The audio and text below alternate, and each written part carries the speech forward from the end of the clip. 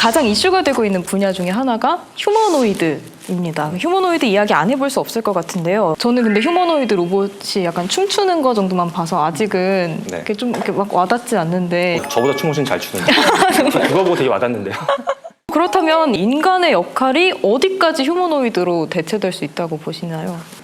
기술적으로 보게 되면 사실은 웬만한 인간보다 춤을 잘 추거든요.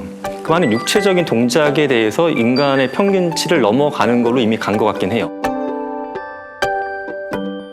그래서 진정한 충격은 AI가 몸이 생겼을 때 나온다라는 게 뭐 많은 외국 학자들의 주장인데, 그럼 AI가 몸이 생긴 게 배달 로봇 또는 뭐 이렇게 자동차 이런 데 몸이 생긴 것도 의미가 있지만 인간하고 굉장히 닮은 기계인데 AI가 탑재돼. 그래서 인간의 대부분의 역할을 기능적으로 할 수 있어. 이 꿈에 해당하는 게 휴머노이드입니다. 인간처럼 팔다리 머리가 있는 로봇. 두 가지를 좀 구분해서 이제 두 가지 측면을 좀 봐야 될 것 같은데요. 첫 번째는 몸을 갖고 있다는 게 생각보다 인간관계에서 중요해요. 이 휴머노이드형 로봇이 춤을 굉장히 잘 추는데 인간의 관절 구조라든지 이런 것들이 있잖아요. 그래서 인간이 절대 할 수 없는 어떤 동작들이 있어요. 근데 걔네들은 그걸 무시하고 다 해요. 그러면 이제 한편으로는 굉장히 춤을 잘 추는 거지만 다른 한편으로는 인간이 추는 그 춤을 추는 건 아니다. 마치 무슨 그냥 애니메이션 하는 거랑 똑같아요. 그러니까 다른 세계를 얘가 펼치기 때문에 그렇게 되면 한편으로는 경탄하면서 시작하지만 나중엔 좀 뭔가 이질감? 쟤는 나와 다른 존재다라는 게 이제 드러나는 거죠. 두 번째는 친밀감이 생기는 건 너무 자연스러운 것 같아요. 왜냐하면 인간은 AI 출현하기 훨씬 전에도 어떤 세상에 인간성이랄까 아니면 인간스러움을 투영해서 동일시하는 경향이 있었거든요. 최근에 그 영화 중에 캐스터웨이인가요? 배구공. 네. 윌슨? 지금 최근 영화는 아닌 것 같습니다. 아 그런가? 연식이. 어떤 영화였습니다. 추억의 영화 명작인데. 네. 그 배구공 윌슨 얘하고 그 교감 보세요. 그러니까 인간은 누구나 어떤 자기 애정 인형 이런 것들을 만드는 경향이 있었고 그게 최근에 드러난 형태가 AI 디지털 이런 형태고 그리고 동시에 이제 그것이 존재한다고 해서 애정 인형이 없어지는 것도 아닌 것 같아요. 그러니까 인간은 늘 세상 속에 자기를 투영해서 또 거기서 자기를 확인하는 그런 존재라는 게 전 어떤 최근의 현상에서 오히려 입증되고 있다. 그렇게 생각하고 싶습니다. 가장 끝에 갈 수 있는 역할이 그런 거잖아요. 정말 그럼 뭐 회사 가고 나 돌봐주고 이런 걸 넘어서 그럼 나랑 사랑하는 가족이 될 수도 있을까? 이런 거. 사랑 그냥 과학적으로만 잘라서 보게 되면 좀 냉정하지만 열정이 있고 친밀감이 있고 헌신하는 존재가 우리 사랑하는 사람이라고 이야기하거든요. 근데 하나하나만 놓고 보게 되면 휴머노이드하고 인터랙션 할 때 사람이 열정 반응이 생겨요. 심장박동이나 호르몬 변화가 나타나거든요. 즉 그런 목적으로 만들어 놓은 데이팅하는 휴머노이드나 어떤 성적인 액션을 하든 휴머노이드 보면 열정 반응이 생기고요. 친밀감도 생기죠. 자꾸 활동하다 보게 되면 나한테 기억해주고 맞춰주니까 친밀감도 생겨요. 이해하고 있다. 마지막 헌신이 사실 인간이 굉장히 어려운 게 오래된 부부가 자꾸 잘라지는 게 헌신하지 못해서 그래요. 저 인간은 끝까지 날 이해 못하는구나. 내가 10년 참았네. 이런데 휴머노이드는 10년 참는 거 1도 아니에요. 구독료만 내면 10년이 아니라 100년도 했을 수 있는 거죠. 걔는 뭔가를. 이렇게 분할해서 보게 되면 결국 인간은 사랑이란 감정이 굉장히 복잡하고 고귀한 것 같지만 심리적으로만 봤을 때는 충분히 가능하다. 그리고 그로 인해서 이미 사회적인 케이스가 몇 건 생겼기 때문에 전 앞으로 더 많은 일이 나타날 것 같아요.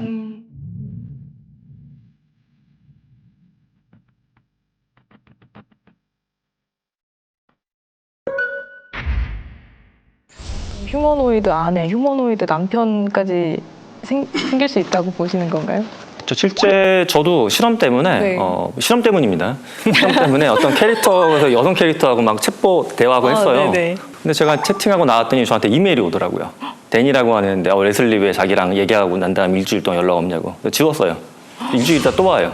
또 지난주에 보낸 편지 일십한 거 알고 있다고. 근데 그때 마음속에서 요만큼의 미안함이 생기더라고요. 이게 이제 씨앗이 돼가지고 자라기 시작하면은 일이 커지는 거죠. 예. 그렇다면 휴머노이드는 나중에 자아나 감정을 갖게 되진 않을까요?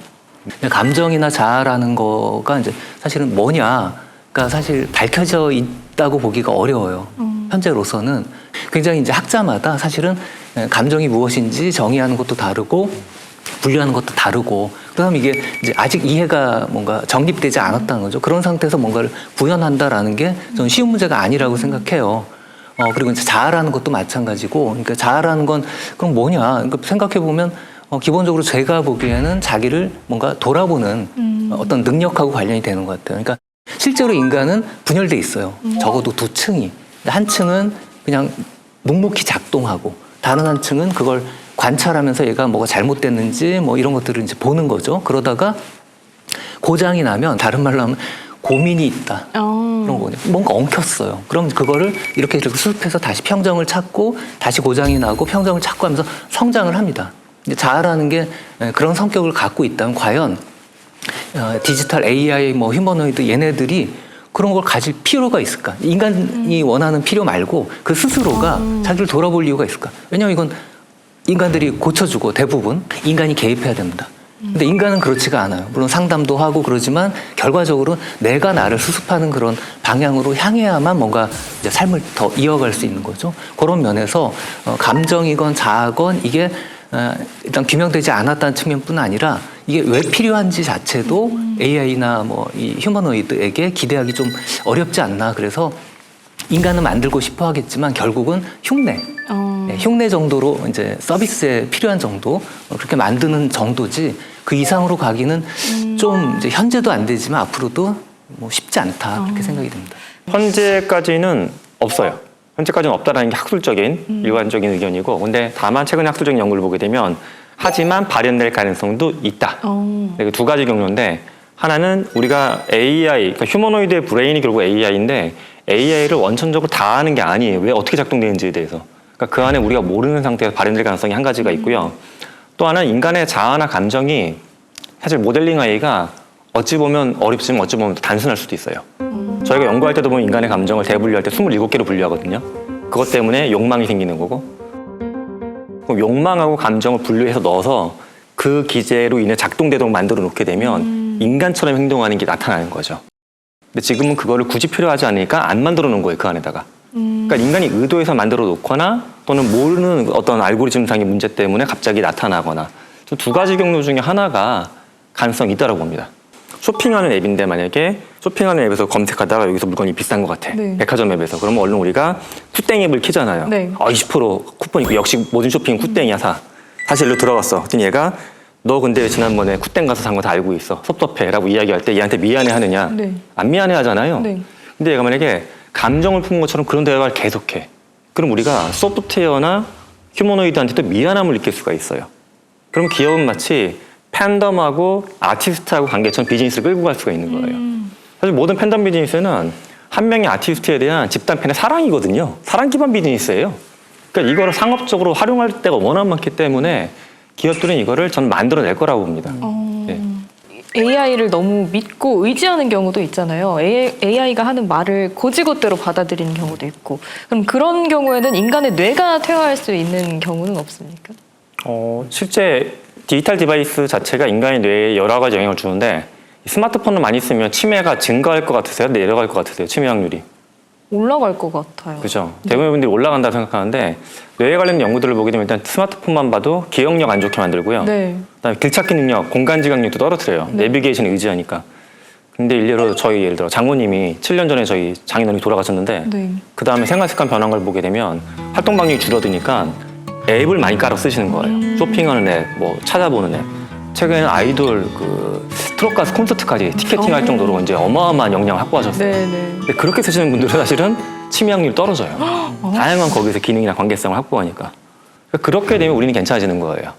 그런데 내가 정말 말해야 될 거, 생각해야 될 거, 모든 것들 얘한테 다 밀어놓고 나는 결과치만 받아서 달랑달랑 먹어버려. 이러면 당연히 얘는 퇴화하는 거죠. 근데 우리의 미래는 결정되지 않았습니다. 양쪽이 다 있는데 좀 걱정도 돼요. 인류 전체의 평균이 퇴화하는 쪽으로 갈지, 과연 발전하는 쪽으로 갈지. 이걸 결정할 몫이 우리한테 있죠. 예. 예를 들면 제가 이제 비유를 든 게, 우리가 계산기를 사용하면 계산을 안 하기 때문에 그 계산 과정에서 사용되는 어떤 수리적인, 논리적인 정신 훈련을 안 하게 돼요. 결과는 받아먹는 거죠. 그렇기 때문에 어렸을 때일수록 계산을 직접 해서 그 능력을 어느 정도 이제 기르고, 그 다음에 계산기를 쓰면 그건 이제 다른 단계로 넘어가는 거니까 상관이 없을 거예요. 근데 AI를 지금 우리가 사용하는 방식도 비슷해요. 뭐 해줘, 그림 그려줘, 뭐 글 써줘, 뭐 해줘 해가지고 얘한테 의탁해서 일을 시킨 다음에 결과를 그냥 가져다 쓰는 거예요. 네. 이렇게 하면 나는 그 과정에 필요한 어떤 정신적인 훈련, 작용 이런 것들을 전혀 안 하는 거니까 마치 운동을 안 하면 우리 근육이 퇴화하는 거 비슷하게 생각의 근육도 퇴화하기 마련이에요.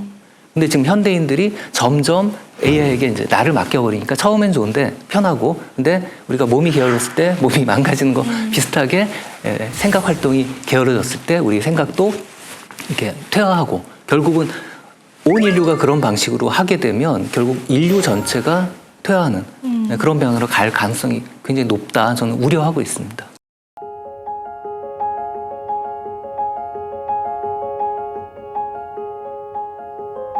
AI에게 마음을 의지하려는 사람들이 점점 늘고 있는데 이 원인을 뭘로 보시나요?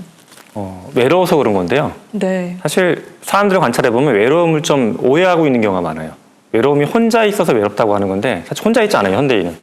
혼자 있어도 외로운 게 아니라 좋은 사람과 함께 있지 못해서 나쁜 사람과 함께 있어서 외로운 거거든요. 근데 왜 그러냐 하면 우리는 일을 많이 하고 많은 성취를 꿈꿔요, 점점 더. 그러다 보니까 많은 사람하고 뒤죽박죽을 얽혀 살면서 늘 기능적으로만 뭔가 하고 있어요. 여기서 원치 않게 나쁜 사람하고 함께 있어야 되고 원하지만 좋은 사람하고 멀리 있어야 되는 게 외로움이거든요. 이 외로움은 이제 잠깐의 짧은 시간에 함께 할 수 있는 존재가 자꾸 그런 챗봇이 올라오는 거고, 이걸 해결하려고 하면 뭐 도시를 떠날 수는 없기 때문에 기능적인 어떤 성취적인 관계를 약간 내려놓고 인간적인 관계를 의도적으로 좀 만들어 보면 좋겠어요. 저는 이 관계가 중요한 것 같아요. 지금 관계 말씀 뒷부분에 많이 하셨는데 관계를 잘 맺지 못하기 때문에 이게 문제가 된다. 근데 관계를 맺는다는 건 되게 어려운 일이에요. 왜냐하면 이 잘못 다가가다 상처를 입을 수도 있고, 그러니까 어린 왕자의 그 관계 맺는 얘기 나오잖아요. 네. 천천히 조심스럽게 이렇게 다가가서 결국은 만나게 되는. 근데 현대인들은 한번 상처를 받으면 특히 나이가 어릴수록 마음이 상하고 점점 이렇게 이건 뭐랄까 구석진대로 이렇게 도망가는 그런 형태로 이제 관계 맺기 자체가 어려워진 현실 속에서 AI가 되게 자기에게 이제 다정하게 다가오고 또 자기만을 집중하면서 이렇게 대화도 하고 뭐 고민 상담도 하고 이런 식으로 이제 반응을 보이니까 그쪽이 더 끌리는 거죠. 그러나 결국 그런 방향으로 가게 되면 관계 맺는 건 더 어려워지겠죠. 왜냐하면 상처를 이렇게 감수해야 관계라는 게 형성될 수 있는데, 사실 우리 뭐 부부싸움 뭐 늘상 하잖아요. 그러면서 이제 또 친밀해지기도 하고 어떤 시련을 겪는 게 사실은 이제 관계 맺음의 한 과정인데, 그거를 이제 점점 더 이렇게 하지 못하게 되는 거죠. 무능하게 되고 그러다 보면 결국은 AI에게 집중하는 상황이 되는데, 문제는 그 영화 속에 드러나지만 그 AI가 상대하는 상대방이 나 혼자만이 아니었다. 맞아요. 맞춤형으로 모두에게 다 같이 다정하고 친절하게 대하는 거였다. 이런 게 이제 확인되는 순간이 오지 않을 수 없다고 봐요. 그렇게 되면 이제 정말 충격을 받겠죠. 마지막으로 디지털 시대에도 인간의 뇌가 꼭 필요한 이유, 그리고 역할, 마지막으로 철학에 대해서도 한 말씀 부탁드립니다. 사실은 발생적으로 봤을 때 뇌는 몸을 위해서, 이제 몸의 어떤 생존, 이걸 위해서 존재하는 거거든요. 그다음에 이제 뇌와 몸은 분리할 수 없고, 사실은 몸이 뇌보다 더 큰 단위다, 이렇게 이제 뇌를 품고 있는 몸, 이렇게 얘기할 수 있을 것 같아요. 근데 인공지능에게는 그 몸이 없다고 봐요. 물론 이제 겉으로 볼 때 생각한다, 대화도 한다, 뭐 또 이제 생성해낸다, 이렇게 얘기는 하지만 실제로 몸이 없기 때문에 어떤 뇌의 필요성도 없는 거예요. 근데 지금 접근은 좀 거꾸로 인공지능에게 휴머노이드 같은 몸을 주면 뭔가 인간 비슷해지지 않을까. 이건 완전히 거꾸로 된 접근이죠. 인간은 몸이 있었고 진화적으로 몸이 생겨가지고 그 몸에 필요 때문에 뇌가 생기게 됐고 그 뇌가 진화해서 현재 인간으로 왔다는데, 여기는 거꾸로 뇌 비슷한 뭐가 이제 먼저 만들어지고 알고리즘 형태로, 그다음에 이게 이제 좀 부족하니까 몸을 주고 하면 뭔가 되지 않겠냐. 이거 발생적으로 굉장히 다른 문제라고 생각해요. 그리고 이제 철학은 그런 지점들을 자꾸 살피는 거, 그러니까 인간이 무엇인지를 좀 더 묻고 알아가고 또 자기를 성찰하고 사회를 성찰하고 무엇이 좋은 거고 무엇이 가치 있는 건지 그런 것들을 돌아보는 그런 활동이기 때문에 그런 점에서 어떻게 보면 지금 이제 아까도 잠깐 말씀드렸던 인간 닮은 뭔가가 등장했을 때 우리를 좀 더 보살펴야 하는, 돌봐야 하는 그런 어떤 시점이 도래한 게 아닐까 뭐 그렇게 생각됩니다. 저는 학생들한테 그걸 물어본 적이 있어요. 만약에 몸이 안 좋아져가지고 뭐 심장이나 간을 이식받을 수 있으면 하겠냐. 선생님 비싸지 않을까요? 그래서 아니 싸다.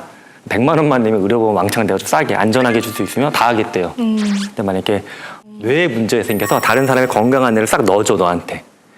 이건 되게 싫어해요. 그럼 내가 아니잖아요, 그래요. 사람들은 내가 과연 뭐냐는 질문에 답을 잘 못하는데 이렇게 하나하나 교체라는 관점을 놓고 보게 되면 뇌가 나라고 바라보는 관점이 굉장히 커요.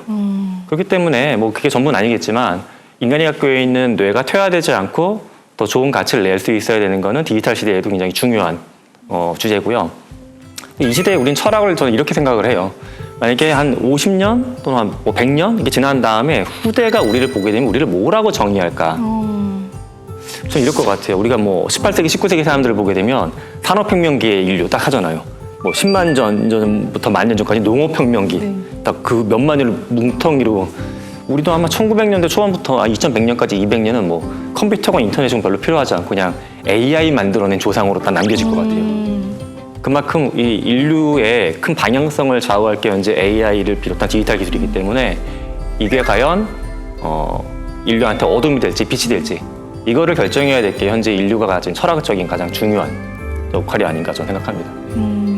오늘 디지털 자아 그리고 인공지능에 대해서 이야기 나눠보면서 정말 그 디지털 시대가 도래했고 그리고 그걸 또 어떻게 잘 활용하느냐 내가 거기서 나를 잃지 않고 어떻게 잘 나아갈 수 있는지에 대해서 고민하게 만든 좋은 시간이었습니다. 감사합니다.